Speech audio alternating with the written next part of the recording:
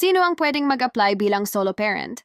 Ayon sa Republic Act No. 11861, pwede kang mag-apply kung ikaw ay single mom or dad, hindi kasal, at ikaw ang nag-aalaga at sumusuporta sa anak.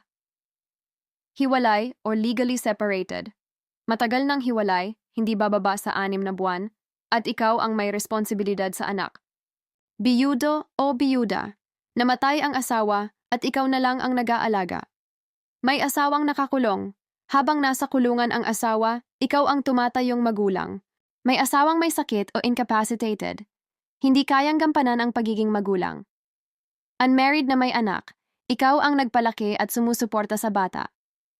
Legal guardian o kamag-anak. Halimbawa, lolo, lola, kapatid o tita na umaako sa bata. Importanteng tandaan, dapat ikaw ang nagbibigay ng pangunahing pag-aaruga at suporta. Ang bata ay 22 years old pababa o higit pa kung may kapansanan. Ikaw ba ang tumatayong nanay at tatay sa inyong tahanan? Baka qualified ka bilang solo parent?